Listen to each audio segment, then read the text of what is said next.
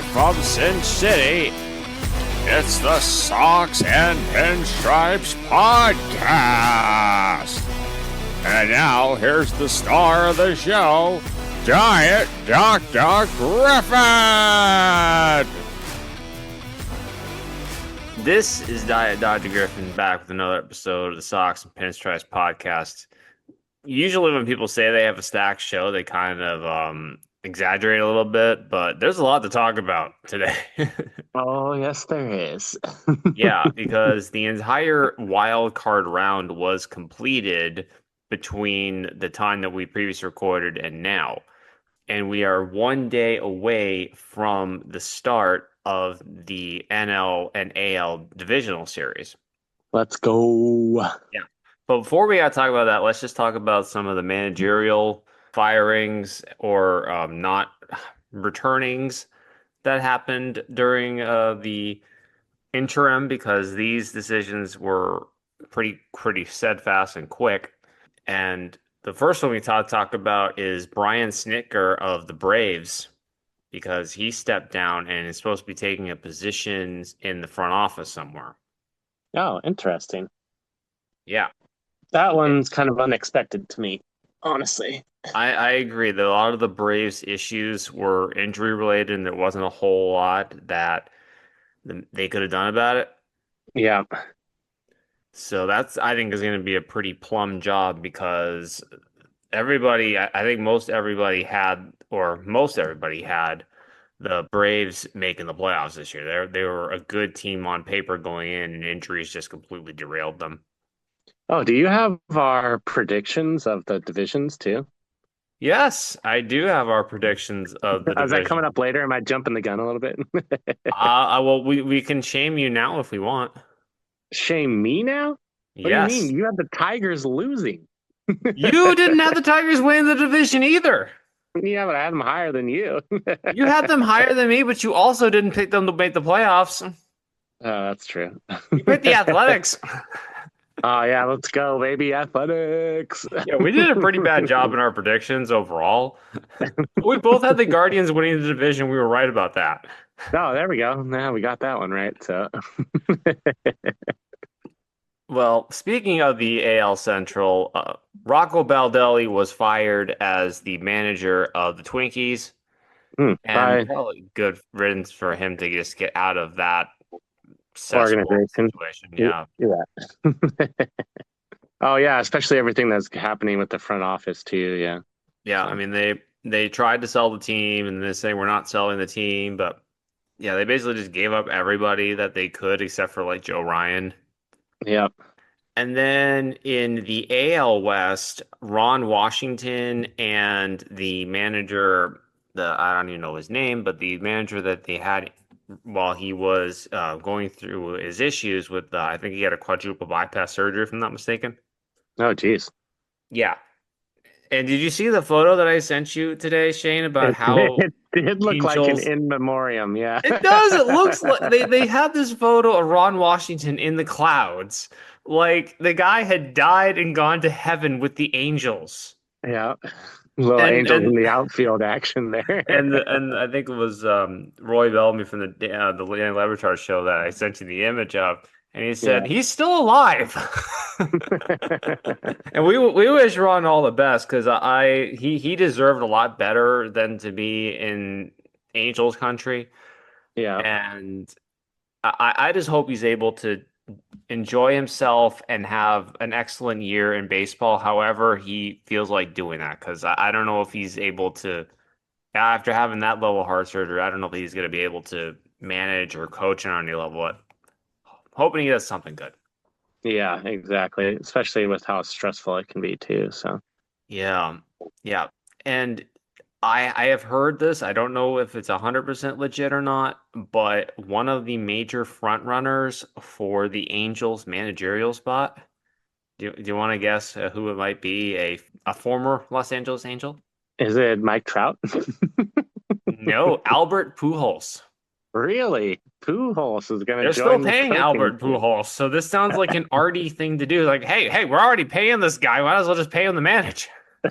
Yeah, just pay him to coach. So Yeah, I mean, how much more is it going to cost to, have him just do a couple things over in the managerial box? yeah, I don't think all know right. if he should take the job, but Good for him. I hope they give it to him. That'd be hilarious. yeah.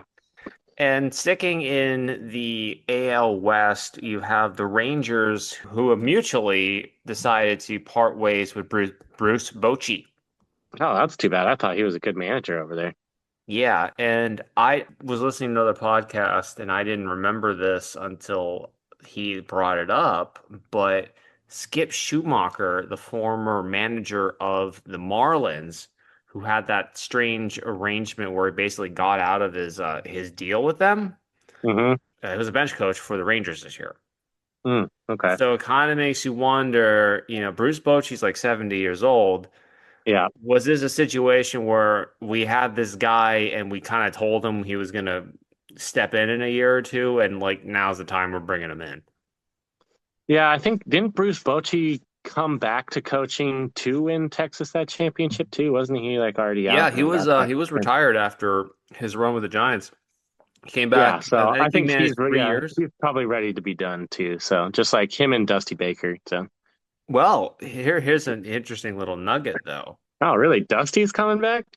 No, no, but the San Francisco Giants let go of Bob Melvin. Really? Okay.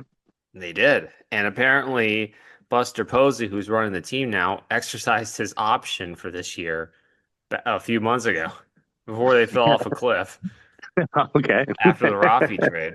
Yep. Although I don't know if you can blame that on Rafi. Rafi played a normal Rafi season, maybe with the adjustment of having to play a lot more games in San Francisco, which isn't one of the best hitters parks compared to Boston, which is a great hitters park. Yeah.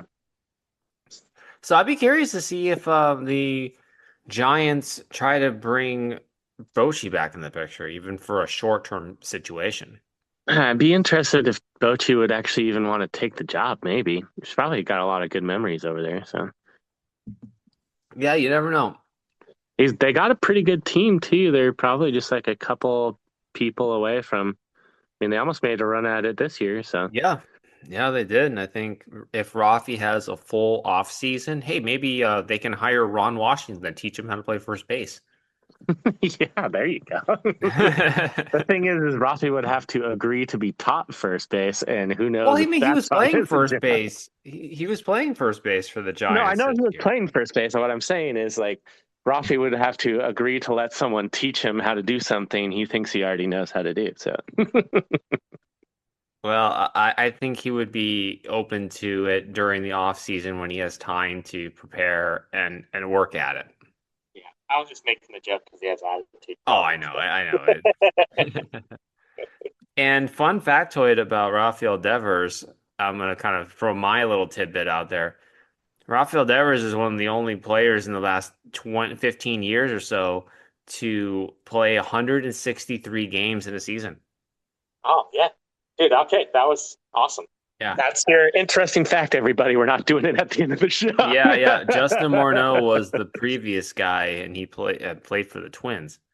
Oh, sweet. Do you know how many games Cal played? Did he beat Salvi Perez's record of 161 or whatever it was? Give me a minute to look that up. Because he got the home runs, he got the switch hitting home runs, he got some award for valuable player, and he's gonna win the AL MVP. I got my fingers crossed. He's listed at 159 games. Oh, so Salvi still has the record. That's too bad. Well, another reason for me to hate a Mariners management. So Yes, and cut him we short both by two. Cut him short by 2 games for no reason. He could have just pinch hit him in a couple of games. So hated the Mariners so much in our divisional picks that you picked them third and I picked them fourth. nice. Look at them now. Yeah. The Angel, I'm sorry, not the Angel. The Mariners had the bye and they're going to be playing the Detroit Tigers. And let's just The get right Mariners into had the bye for the first time since 1999, right? Or They never 2000 or had the something like bye that. back in 1999. I thought they had the bye. They won the division. No, Oh, they well, I won the mean, they may have won the division. Okay. division, but they Yeah. didn't. There were no buys back then. You only had Yeah. 4 playoff teams. Okay. So you had to They, play a wild card team and oh, then go. so no, this is the first time since 99 since they made it to the divisional round. They just got the bye this time. Gotcha. Yeah, All right. yeah. I'm here. Well, before we start talking about the next round, I suppose we should talk about what already happened, right? Yeah, That I would guess so. probably be smart. Let's not Yeah. get ahead of ourselves too much. So, So let's talk about the Central here. The Guardians matched up with the Tigers, ended up going 3 games, but the Tigers ended up pulling it out. man, those were 3 really great games until the 1 inning. And both teams had the 1 inning in games 2 and 3. And they scored a bunch of runs and then won, basically. So, Yeah. Yeah, the starting pitching was pretty good across the board in the games. yeah, you got to think that having Gaddis go 3 days in a row really is what hurt him in game 3 because his stuff. Yeah, I it mean, I shows. only listened to the game, so I didn't know. But before he came in, he had already thrown 40 pitches in 2 days, and the announcers were saying his stuff wasn't as sharp as it was. So Yeah, you always get nervous on that 3rd day in a row yeah, and for unfortunately, relievers. someone's got to be the fall guy, and it was Gaddis for the Guardians. So Yeah. But they did a good job rallying, and they just need to get another starting pitcher or two, and they should be right back in the thick of things, I think, next year. I mean, I thought they when they had the bases loaded and they scored the 2 runs, but then Will Vest made this like great play after he made a terrible play, and then they threw out Ramirez at second. I mean, that was like if they don't throw out Ramirez at second right there, I think maybe they have enough momentum to flip the script. So that was pretty exciting as well. And in the other matchup in the American League, you had an early Red Sox-Yankees matchup. And Let's the go. The Yankees wrong ended up team won winning that that one. series. Yeah, stupid Yankees. And this was the first time in the current format of the playoffs where the wild card team that won game 1 didn't end up winning the series. You mean this format? Yeah, I think that Yeah, might be yeah. right. So I know it's this out style of 3 days in a row at the stadium of the same stadium of the better team, the first time that a team that won game 1 did not win the series. yeah, because I know that it's happened a total of 2 times out of 20. They were talking about that on the radio. And I'm not overly shocked at this because the Red Sox pitching outside of Garrett Crochet was starting pitching in particular was lacking. Yeah, it wasn't that great. And honestly, I mean, hats off to Schlittler for. I mean, he really did pitch the game of his life, and when Yeah. he needed to, He's been good. It when wasn't like it was a great performance, but he was pitching really good down the stretch. I I had him mean, in the special league and he for had a number of good outings. yeah, but like this one, I mean, he really had that sinker on the outside corner, Yeah. and inside corner working, and Boston. This was the only game I got to watch, and Boston really was diligent and got his pitch count up fast, but then started expanding the zone as the game went on, and that kind of what did them in. After they went down 4-0, they started swinging at pitches outside the zone, especially that high fastball that Schlittler throws. So, In the National League, the Reds lost easily to the Dodgers in the most anticlimactic of the series. The Dodgers were never in doubt. They swept it. I watched the And first game until it was like 10 something, and then I didn't even watch the second game of that series. I I was think like, Shohei well, if they Ohtani hit a home run in his first plate appearance against Hunter Green, and then everybody just started teeing off on Hunter Green. yeah. Wasn't pretty. Yeah, if that and that's their best pitcher. So after that, it's just kind of like, yep. Well, whoever they roll out next is not gonna be as good as Hunter Green, and they don't have as good of a bullpen. And the difference about LA this year is like all their pitchers are healthy, so it's Yeah. just it'll be. They're definitely the favorite. I'll say Yeah, that, Snell and especially after watching Yamamoto. those 2 games. So Snell and Yamamoto did their thing, and they're going to be a force. It just depends on how Roberts decides to implement them because of the way the schedule breaks out for the next round. Yeah. And in the final National League matchup, you had the Cubbies defeating the Padres in a tight series. Dream's still alive. Let's go. Dream is still Yeah, alive. there was some Dream is still controversy. alive. There was some controversy in the end of the game. I don't know if you saw, but Xander Bogaerts got struck out on a super questionable ball. It was like Yeah, easily 4 inches below the zone, and there was some testy confrontations between the Padres and the umpires because in that stadium, because it's so old that the umpires don't have a separate entrance, they have to go through the visitors' dugout. So they some of the Padres players had to be restrained by their club personnel to keep from going after the refs because of that. Well, I mean, that was just one instance. The other thing I want to say is that he was making bad calls for both sides. Granted, that just turned out to be like a pretty intense moment in the game, and it went against the Padres. Yeah. But that he was missing all day, and for the Cubs as well. I mean, he was ringing up Cubs as well, and I didn't hear any complaints from that dugout when it was the Cubs being rung up on a questionable call. So. Yeah. And not only that, you got those were the two teams. I mean, they have two of the best bullpens. I mean, the Padres have the best bullpen, but the Cubbies have a really good bullpen as well. And it's felt like in those games, whoever got ahead first was just going to stay ahead, and that's kind of exactly what happened. So it was, yeah. Yu Darvish didn't make it out of the second inning on Game 3, which really forced their hand. I mean, the Padres bullpen did everything they could. It's just that their offense couldn't put up enough runs, which I was surprised about because the Cubbies starting pitching was pretty suspect over the last month or so. Shoto was not dude, as and Talion looked like a boss out, except for Talion. Like Jameson Talion was pitching very well because I had him. Yeah, I was watching him down the stretch in my fantasy leagues. He was pitching well. But he pitched well in Game 3 too. And honestly, you can point to Robert Suarez, who is your go-to guy to get it done.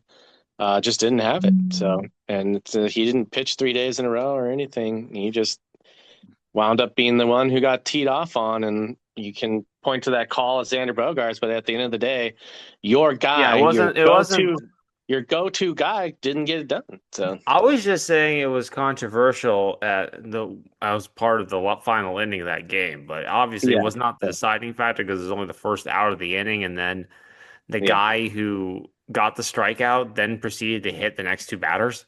Oh my goodness, dude! Because I have the futures bet, I'm rooting for the Cubbies in the National League.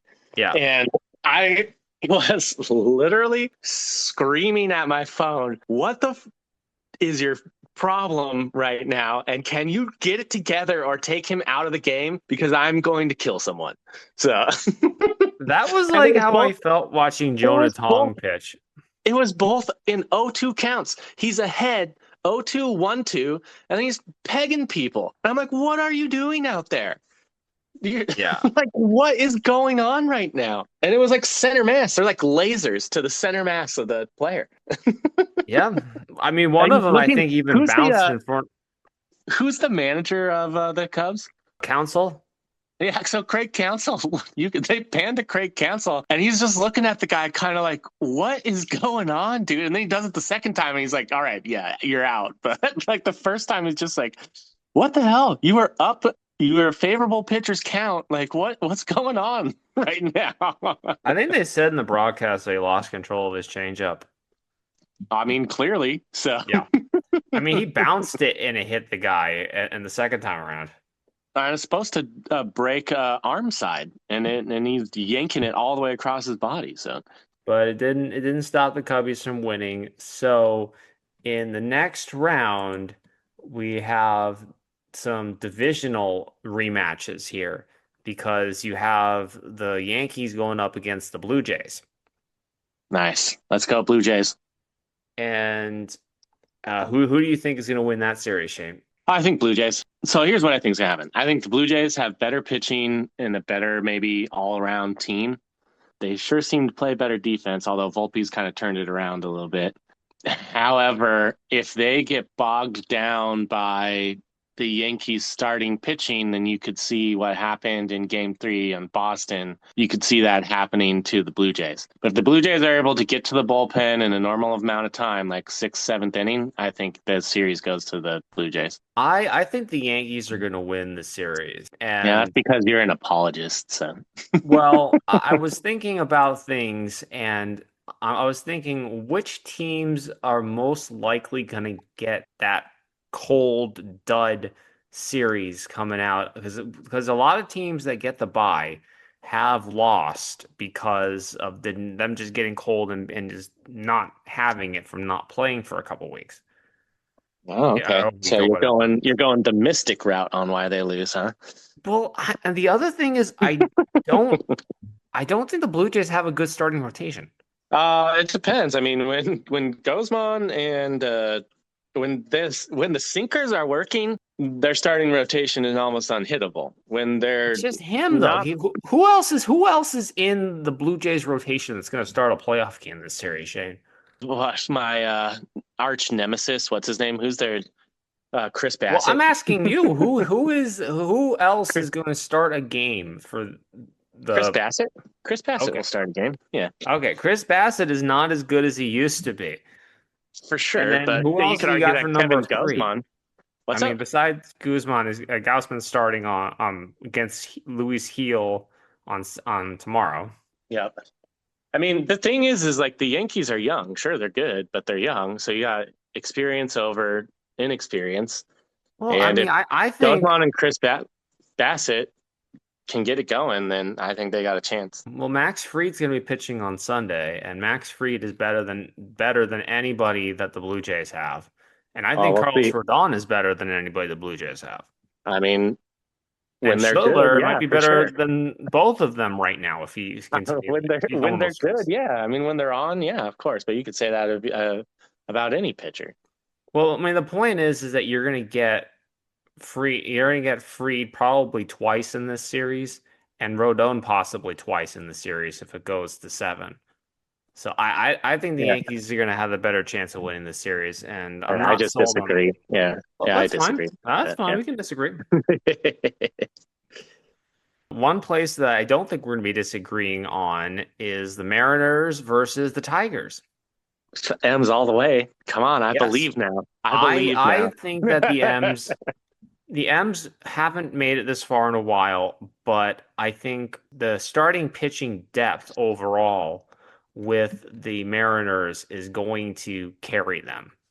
Yeah, I think, and I think that even you can stash some starting pitchers in the bullpen too, which is what we've seen a couple of teams do, especially the Cubs with Kittredge and whatnot. So now, this is an interesting choice. Who would you think that the Mariners are going to be, according to ESPN, who do you think the Mariners are going to be trotting out the first 2 games? this is who I trot out if I'm the Mariners. I've put out Brian Wu, number 1, Luis Castillo, number 2. And then I think you can interchange George Kirby and Logan Gilbert however you want. And I know that's controversial because Luis Castillo hasn't been as good necessarily, but for whatever reason, as soon as the playoffs come, that guy's 2-seam fastball moves 5 more inches and his fastball has 2 more miles an hour. And I don't know how it's possible. I don't know how he does it. Maybe it's magic or whatever, but I'm putting Brian Wu first and Luis Castillo second. Well, according to ESPN, George Kirby is going to be pitching game 1. All right. Well, hopefully he doesn't get mad if he gets blown up a little bit. And Luis Castillo is pitching game 2 against Tarek Skubal. Oh, okay. So I got one of them right. Yeah. They like I'm George kinda Kirby because surprised- he throws. I'm surprised at George Kirby, honestly. Yeah, I kind of figured, I mean, maybe they want to save Wu because he was kind of dealing with a bit of an injury after his last start. Oh, yeah, that's true. But I kind of figured you would start Logan Gilbert over Kirby. In my opinion, yeah, I would start Logan over Kirby. The thing with Kirby is if everything's going right, Kirby's one of the best pitchers in baseball. But as soon as a couple people get on, he gives up a home run. He kind of collapses on himself. And it's not like, he collapses and, you're out like 3 runs in the third inning and, you've moved to the bullpen. When George Kirby collapses, it's like you're 7 runs in the hole. George hasn't even made it out of the second, and he's basically just asking to be taken out, serving up hits on a silver platter. So, Yeah, it's going to be interesting to see. But the big difference, I think, between why I think Seattle's got the better chance of winning is because outside of like Tarek Skubal, the Tigers don't really have a whole heck of a lot that's going to intimidate you on the pitching staff. Will Vest You is can trot. pretty good. I'm sorry? I'd say Will Vest, their closer, is pretty good. Well, I'm talking starting pitching. I'm talking starting. Yeah. Because you got the Mariners, okay? Mariners can go 4 deep with their pitching and not really have to worry too much. I mean, they're also taking advantage of Castillo at home, he's been much better at home this year. Yeah. And I think the way that it lines up, if Castillo were needed to go a second time in the series, he would probably be back in Seattle for game 6 and 7. Or he'd probably start game 6 after starting game 2 back in Seattle. So I think there's only 5 games. Oh, is there only 5 in this one? In the divisional, yeah. The championship series is 7. Oh. Yeah. Okay, So you only need to be out as long as you're out in 3, you're good. So yeah. Okay, well that changes things a little bit, but yeah, so you could literally do George Kirby, Luis Castillo, Logan Gilbert, and Brian Wu. And if you haven't won by then, I mean, just do maybe have George come out again. I don't know. So yeah, you could go any number of different ways, but the Mariners starting pitching is why I think they're gonna carry. Yeah, I think they have the best chance because now they have Jorge Polanco's been hot. Josh Naylor is exactly what the team needed all those years ago. And it finally seems like, they're ready to do the thing. It feels like they're ready to not be the only team in baseball who's never been to a World Series. So, well, in the National League, we have another divisional matchup here. The Brewers are facing off against the Cubs. Cubbies. That one's going to be. I'm taking the Cubbies in this one too. I think the Brewers peaked too early, and they're another team that I don't have any real confidence in them coming back off of the layoff and being good.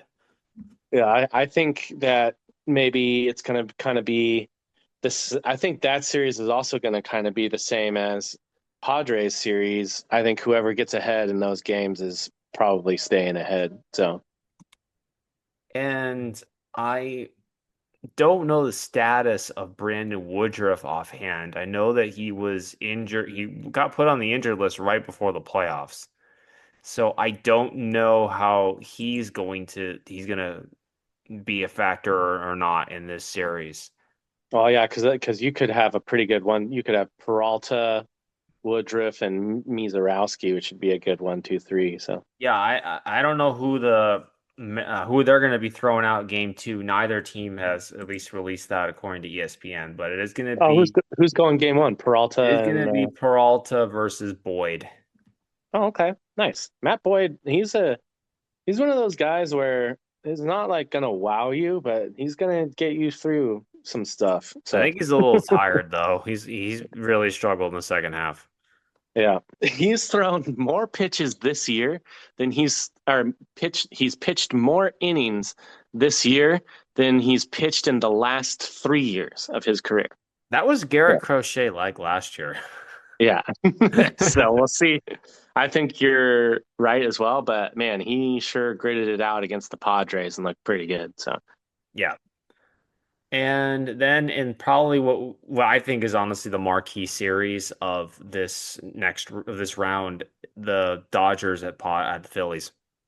Yeah, I mean, I really hope the Phillies win, but the Dodgers. I've been on the Philly bandwagon for a couple years now, trying to get them over the hump to win the World Series, and I think they've got as good a shot as anybody to do it. If anything, they should do it for one of the best players in baseball, Bryce Harper. So.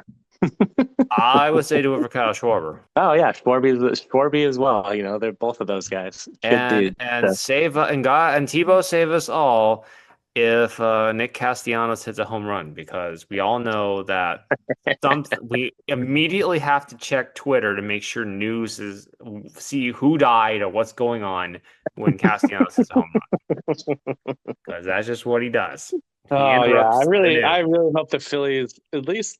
Yeah, I hope they beat the Dodgers. I think it's just like it's so crazy that you're 1, 2, 3, 4, 5. What is it? It's Otani, Mookie Betts, Freddie Freeman, Edman, Teoscar Hernandez. Muncie's been up there quite a bit in the lineup too. Oh, sorry. No, it goes Muncy, then Teoscar Hernandez, then Edman, then Kike Hernandez, and then, two other people who can do damage. So. Andy Paz is a really good player too when he's in the game. I think he And plays out of the Will Smith, of 9. course, Yeah. I think he's been hurt, but Will Smith is really good too. Yeah. Yeah. No, it's crazy. And just that 1, 2, 3, 4. I mean, Teoscar Hernandez is hitting home runs like he's in the, home run derby again. So. Yeah, and the Dodgers have lined up Otani and Snell for games 1 and 2, and so far it's just Christopher Sanchez in game 1. Oh, they're having Otani pitch the first game. Yeah, Otani was supposed to pitch game 3 if they went to game 3 in the other series. Yeah, I knew that. Okay, that makes sense. That's what they decided to do, and the way they've done the schedule is a little different because they're splitting up the games, so they're playing everybody's playing on Saturday for all 4 games. I saw that. Yep. And then only the American League is playing on Sunday. Yeah, and then they're going to start alternating it. Yeah, and then the National League is going to play on Monday. So Snell's getting an extra day off going into this series. He'll probably be pitching on regular rest. Dude, everyone's knock on him was that he walked too many people, but he barely walked anyone this year.